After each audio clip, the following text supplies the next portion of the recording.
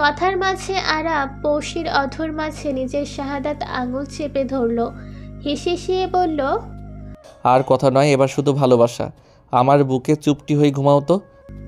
পৌশি চুপচাপ বিড়াল ছানার মতো বুকে মুখ গুজে আছে। ফিসফিস করে বলল, আমি তোমাকে ইঞ্জিনিয়ার সাহেব ডাকলে রাগ করবে? আরাব তার বোকা বোকা কথায় হাসল। জবাব দিল বেশ কিছুক্ষণ পরে। বলল, যা খুশি ডাকো, শুধু ভাই ডেকো না। আর পৌশি বলে উঠল। ইঞ্জিনিয়ার সাহেব। আরাব ছোট্ট করে জবাব দিল। হুম। জ্বরের ঘরে পুরো 3 দিন বিছানার সাথে লেপ্টে ছিল পৌশি। হুসেন অচেতন জীর্ণ শীর্ণ শরীরে ছিল প্রায়। কখন আধার ঘনিয়ে রাত নামতো, আবার কখন ক্ষণিকের জন্য সূর্য দেখা দিত, তা অজানাই ছিল তার। অবশ্য এতদিন আরাব নিজের বউয়ের সেবা শুশ্রূষা করতে বিন্দুমাত্র কার্পণ্যতা করেনি, কিন্তু আজ সুস্থ হতে সারা ঘর টই টই করে ঘুরে বেড়াচ্ছে সে। তার সে কি আনন্দ! আরাবের কাছেও আবদার করেছে সে পুরো অন্টারিও শহর ঘুরে বেড়াবে। বিনিময়ে আরাব হেসেছে শুধু। বউ তার ধীরে ধীরে স্বাভাবিক হচ্ছে তার সাথে। আগের সেই চঞ্চলাবতী পৌশী রূপেই ফিরেছে। সে তো এটাই চাইতো এতদিন। পৌশী পুরো ঘর ঘুর ঘুর করা শেষ করে আবার আরাবের কাছে ফিরে এসেছে। তার কোলে বসে দু গাল টেনে আবদারের সুর তুলে বলল, আপনার বউ তুষারে ঢাকা শহর দেখবে, সেই বরফ দিয়ে ফুটবল খেলবে, পুতুল বানাবে, তারপর সুন্দর দেখে পুতুলের একটা নামও দেবে। তাকে কখন নিয়ে যাবে বলুন না ইঞ্জিনিয়ার সাহেব? আরাব বিনিময়ে আবারও হাসল। বলল, তোমার শরীর ভালো হোক, পুরোপুরি সুস্থ হও, তারপর তোমায় নিয়ে পুরো শহর দাপিয়ে বেড়াবো। পৌশি কপট রাগ দেখালো। দু ঠোঁট উল্টে বলল, তুমি বউকে একটুও ভালোবাসো না ইঞ্জিনিয়ার সাহেব? তাহলে কাকে ভালোবাসি? আমি কি জানি? আরিবা নিচে এসে তার ভাই ভাবির এমন ভালোবাসাময় দৃশ্য দেখে বেশ আপ্লুত হলো। মন তার ভীষণ খুশি, কিন্তু যখনই নিচের কথা ভাবে দু চোখ পানি জমে অজান্তেই। কে থেকে কি হলো তার জীবনে, এমনটা সে ঘুণাক্ষরেও ভাবতে পারেনি কখনো। আক্ষেপের শ্বাস বেরিয়ে এলো বক্ষপট থেকে। পৌষে আরাভ থেকে নিজেকে ছোটালো। মনে মনে পণ করলো সে আর ইঞ্জিনিয়ারের সাহেবের কাছে একদমই ঘেঁষবে না। লোকটা একদমই খারাপ, তার কোনো আবদারি রাখে না। কিন্তু সিঁড়ির কাছে আসতে আরিবার মুখোমুখি হলো সে। আরিবাকে তার বড্ড অচেনা লাগে আজকাল। কি হয়েছে জিজ্ঞাসা করলে কেমন থম মেরে থাকে, কথার মাঝেও জড়তা। সঠিক কোনো জবাব দিতে পারে না সে। মুখের কোণে কিঞ্চিত হাসি ফোটালো। বলল, কি ব্যাপার ননদিনী, লুকিয়ে লুকিয়ে আমাদের প্রেম দেখা হচ্ছে বুঝি? আরিবা মৃদু হাসলো, মাথা নাড়িয়ে না জবাব দিল। পৌষে ফের খোঁচা মারল। কিন্তু আমার মনে হচ্ছে তুমিও এমন করে কাউকে নিয়ে ভাবছো, তাই না? আরিবা চমকে উঠল হঠাৎই, নিজের অসহায়ত্ব মুখ লুকাতে ব্যস্ত হলো। বলল, আরে না ভাবি, এমন কিছু নয়। পৌরি তার অদূরদর্শী দৃষ্টি ফেলল, চট করে বলল, তুমি কিছু লুকোচ্ছ বোধ হয়। কানাডায় আসার জন্য যতটা এক্সাইটেড ছিলে, আসার পর ততটাই মৌনতা তোমার চোখ মুখে। যেন আনন্দ জিনিসটাই তুমি চেনো না। কি হয়েছে বলো তো? আরিবা আকুল পাথারে পড়ল বোধ হয়।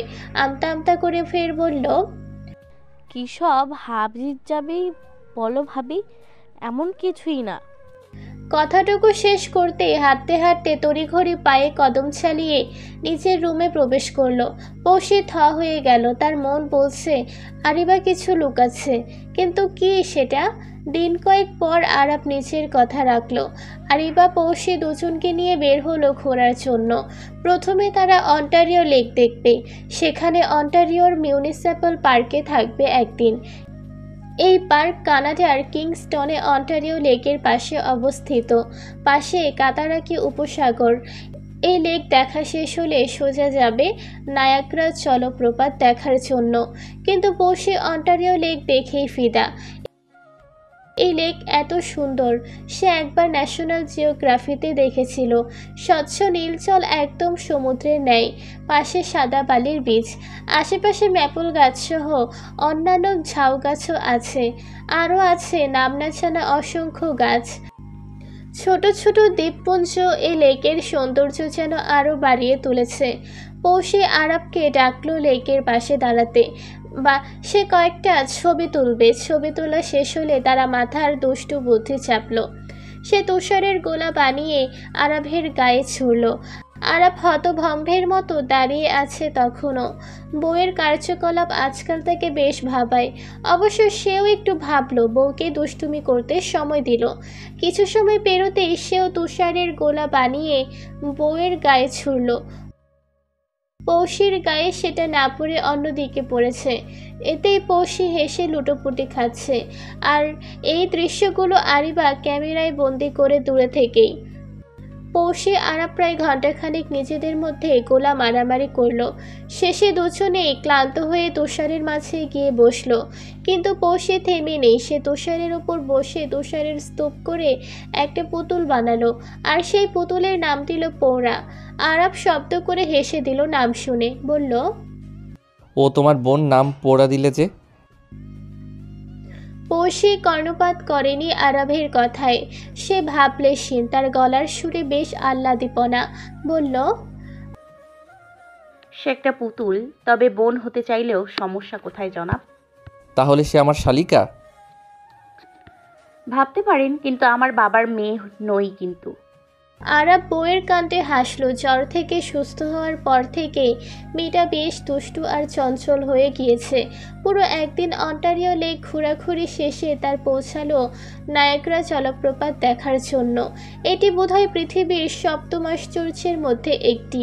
এর আশেপাশে অজস্র হোটেল রেস্টুরেন্টে অবস্থিত। বিয়ে করার জন্য অন্যতম বেস্ট জায়গা হিসেবে এটাকে বেছে নেয় কানাডিয়ানরা, তাই প্রচুর কাপল আসে রোজ এখানে। আরাব পৌষিকে সব কিছু ঘুরে ঘুরে দেখালো। দেখতে যতটা মুগ্ধতা মেশানো, ঠিক ততটাই ভয়ঙ্কর এই জলপ্রপাত।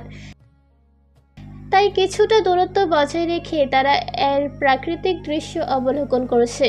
পুরো একদিন নায়াগ্রা জলপ্রপাতে কাটলো তারা। দিন পাঁচেক তারা শহরের বিভিন্ন পর্যটন এলাকাগুলোও ঘুরে আসলো। ঘোরাঘুরি শেষে শরীর মন দুটোই সতেজ থাকে। ক্লান্তিগুলো যেন ফুরুত করে উড়ে যায় নিজের শরীর থেকে। কিন্তু আরাব কিছুটা বিচলিত। পরের দিন তাকে চিরচারিত সে অফিসে যেতে হবে। পৌষিকেও নিয়ে যেতে হবে ভার্সিটি। তাকে ভর্তি করানোর জন্য ভর্তির আবেদন জমা করে এসেছে সে। আরিবার দিন যাচ্ছে কোনো রকম। নিজের মাঝে নিজেকেই খুঁজে পায় না ইদানিং। কিন্তু ভাইয়ের অবাধ্য হতে পারবে না সে। তাই ভাই ভাবির সাথে নিজের ভার্সিটিতে পা রেখেছে প্রায় 1 মাস পর। চেনা ভার্সিটিও আজ বড্ড অচেনা ঠেকছে তার কাছে। সে ক্লাসের বাইরে বসে আছে। আরাব পৌষি টিচার রুমে প্রফেসরদের সাথে কথা বলছে। হঠাৎই পৌষি টিচার রুমে প্রফেসরদের সাথে কথা বলছে। হঠাৎই পরিচিত এক মুখ দেখে সে ঘাবড়ে গেল। এই লোককে দেখলে তার বমি আসে এখন। সে দ্রুতই টিচার রুমে প্রবেশ করে ভাইয়ের গা ঘেঁষে দাঁড়ালো। পৌষি আরিবার এহেন আচরণে বেশ অবাক, কিন্তু জিজ্ঞাসা করার এটি মোক্ষম সময় নয় বিধায় বলে ওঠেনি তার। টিচার রুম থেকে আরাব বের হতে আরিবা বলে উঠল, ভাইয়া ভাবিকে এখানে ভর্তি না করালে হয় না? দেশেতে সে 3য় বর্ষের ছাত্রী কিন্তু। আরাব থমকে দাঁড়ালো। ভ্রু কুচকে জিজ্ঞাসা করলো, হঠাৎ এই প্রশ্ন? আরিবা কিঞ্চিত ভয় পেল। আমতা আমতা করলো তখন। বলল, দেশে স্নাতক শেষ হলে ভাবি স্নাতকোত্তরটা না হয় এখানে পড়বে, তাই বলছিলাম আর কি। আরাব আরও বেশি অবাক হলো। তার বোন এর আগে পৌষিকে কানাডা নিয়ে আসার জন্য সবার আগে সেই সমর্থন জানিয়েছিল। কিন্তু আজ তার কথার বদল দেখে তার মনেও কিঞ্চিত সন্দেহের উৎপত্তি হলো। কিন্তু সে প্রকাশ করলো না, চুপ মেরে গেল নিভৃতেই। বলল, কানাডায় স্নাতক পর্যায়ে পড়লে স্নাতকোত্তর পড়ার দরকার নেই। এদেশের পড়ার সাথে নিজের দেশের পড়ার আকাশ পাতাল পার্থক্য। কিন্তু এখানে পড়া শেষে উজ্জ্বল ক্যারিয়ার আছে, কিন্তু দেশে এর কোনো ভবিষ্যৎ নেই। তাই কানাডায় পড়াটাই উত্তম। আরিবা চুপ হয়ে গেল। কিন্তু তার মন বলছে এই দেশে যতই উন্নত হোক, কিন্তু এ দেশের বিরূপ সংস্কৃতি তাদের জন্য উপযুক্ত নয়। তার চোখে মুখে উদ্বেগের ছাপ। কিভাবে বলবে সে এসব কথা? শীতের প্রকোপ কমতে শুরু করেছে। ম্যাপল পাতার দেশে মার্চে এলে বসন্তের আগমন হয়। তখন গাছে গাছে বাংলাদেশের মতো কোকিলের ডাক শোনা না গেলেও বিচিত্র রকমের পাখি আনাগোনা বেড়ে যায়। ম্যাপল গাছের পাতারা নিজেদের সৌন্দর্য বিলিয়ে বেড়ায় এই সময়।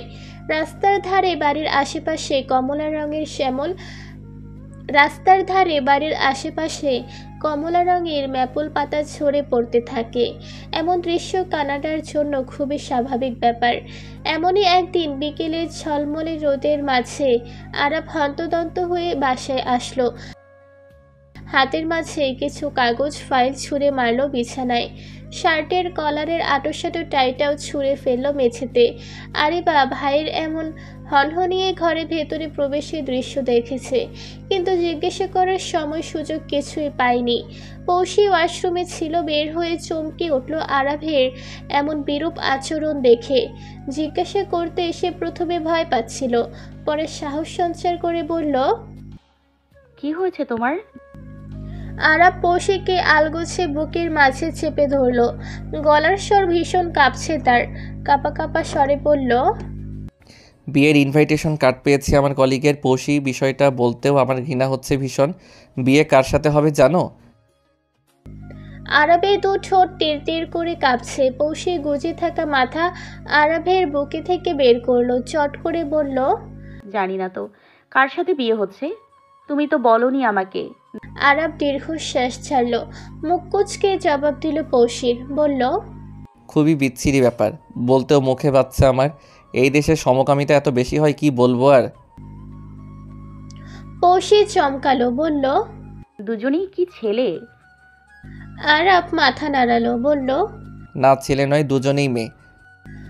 পৌষি চুপ হয়ে গেল। বলার ভাষা নেই তার। সে অপেক্ষা করছে আরাব কি বলবে এখন তা শোনার জন্য। আরাব মৌনতা পালন করছে চুপচাপ। কিছু সময় পর নিজের মৌনতা ভেঙে বলল, সরি বউ, আমি নিজেকে সেফ রাখতে পারবো, তোমাকে হয়তো সেফ রাখতে পারবো, কিন্তু আমার বাচ্চাদের সেফ রাখতে পারবো না। এ দেশ উন্নত হলেও এ দেশের এসব কালচার আমাদের জন্য উপযুক্ত নয়। ভাবছি 2 বছর পর একবারের জন্য নিজের দেশে ফিরে যাব। এ দেশ আমার বাচ্চার জন্য একদমই নিরাপদ নয়। পৌষি হাসল, কিন্তু তার আপত্তি নেই। আরাবও খুশি হলো বউয়ের সম্মতি পেয়ে।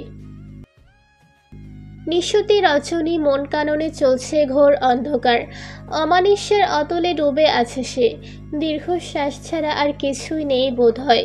আরিবা নিজের জীবনের ছক কষতে মরিয়া। হঠাৎই ভূকম্পন হলো তার মুঠোফোনের। সে চমকালো। এত রাতে কে কল দিল? স্ক্রিনে উকি দিতেই দেখলো বাংলাদেশি নাম্বার। অবাক হয়নি তেমন। তার বাবা মা ঘুমানোর আগে তাকে একবার করে ফোন কল দেয়।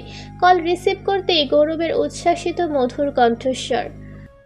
কেমন আছো আম্মু? আরিবাও প্রকাশ করলো। বলল, ভালো আছি পাপা, তুমি কেমন আছো? ভালো আম্মু। আমরা কিন্তু কানাডায় ফিরছি 2 দিন বাদে। তবে এবার আমাদের সাথে একজন অতিথি আসবে। তার জন্য অতিথি রুমের সুন্দর করে পরিষ্কার পরিচ্ছন্ন করে রাখবে। সে এসে যেন কোনো অভিযোগ করতে না পারে। ঠিক আছে আম্মু? ভালো থেকো। গৌরব আরও কিছু কুশলাদি বিনিময় করে কল কাটল, কিন্তু আরিবার ঘোর যেন কাটছেই না। অতিথি কে আসবে এবার? সে বেশ চিন্তায় পড়ল, কিন্তু কোনো সুরাহা মেলেনি তার। সকালের ঘুম ভাঙল পাখির মিষ্টি শব্দে। পৌষে নাস্তা রেডি করে তাকে ডাকলো। সে ফ্রেশ হয়ে নিচে নামতেই দেখলো তার ভাই তৈরি হয়ে আছে অফিসে যাওয়ার জন্য। নাস্তা শেষ করে ছুটে যাবে অফিসের উদ্দেশ্যে। সে হাই তুলতে তুলতে টেবিলে বসলো। আরাব বোনের মনোভাব বোঝার চেষ্টা করছে। এক ভ্রু উঁচিয়ে বলল, কি ব্যাপার বলো তো, আজকাল ভার্সিটি যেতে চাস না কেন? আগে তো কখনোই মিস হতো না তোর। আরিবার স্থির ও শীতল দৃষ্টি, গলার স্বর ভীষণ শান্ত। বলল, ইচ্ছে করে না। কেন ইচ্ছে করে না? এমনি।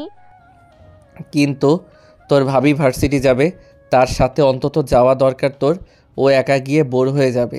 তাছাড়া এ দেশের জন্য সে একেবারে নতুন, ভাষা জটিলতাও আছে তার। জানা মন। আরিবা চুপচাপ উপরে নিচ করে মাথা নাড়ালো, অর্থাৎ সে যাবে। আরাব খেতে খেতে আরিবাকে ভালো করে পর্যবেক্ষণ করলো। আকস্মিক কেমন পরিবর্তনের কারণ বুঝতে পারল না, তবে পৌশিকে ইশারায় বলল তাকে চোখে চোখে রাখতে। পৌশিও ইশারায় হ্যাঁ বলে জানান দিল সে অবশ্যই খেয়াল রাখবে। ভার্সিটিতে পা রাখতে আরিবার পা যেন থমকে দাঁড়ালো, হৃৎপিণ্ড কাঁপছে ভীষণ, ভয় যেন আষ্টে পৃষ্ঠে জড়িয়ে আছে তাকে, কিন্তু তার যে ভয়কে জয় করতেই হবে। পৌশির এক হাত চেপে ধরল, অধর কোণে কিঞ্চিত হাসি ফুটিয়ে বলল, চলো ভাবি আমাদের ক্যাম্পাসে। পৌশি চলল তার কথা মতো, কিন্তু কিছু দূর যেতে কারো করুণ স্বরে ভেসে এলো, হেই মিস। আরিবা তাকালো না, অথচ পৌশি কৌতূহল বশত পেছনে ঘাড় বাঁকালো। দেখলো সুঠাম গড়নের সুদর্শন এক যুবক দাঁড়ানো, যার ঠোঁটে মিষ্টি হাসি ঝুলছে। পৌশি জিজ্ঞাসা করলো, কাকে ডাকছেন? যুবকটি আরও কয়েক কদম এগিয়ে এলো, আগের মতোই হাসি ঝুলছে তার। বলল, আপনার নাম পৌশি? পৌশি চমকে উঠল, চোখ পিটপিট করে বলল, আপনি বাংলা জানেন? আবার আমার নামও জানেন কিভাবে?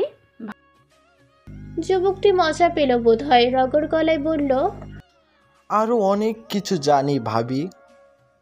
পৌশি ফের চমকালো, বলল, ভাবি? আমি আপনার ভাবি কিভাবে হই? আরিবা চটজলদি জবাব দিল, ও আমার সহপাঠী, তাই তোমাকে চেনে, এর বেশি কিছু না। চল আমরা ক্যাম্পাসে যাই। পৌশির হাত টেনে আরিবা হনহনিয়ে ক্যাম্পাসের দিকে ঢুকলো, অথচ ইয়ান পেছনে হতভম্বের মতো দাঁড়িয়ে আছে।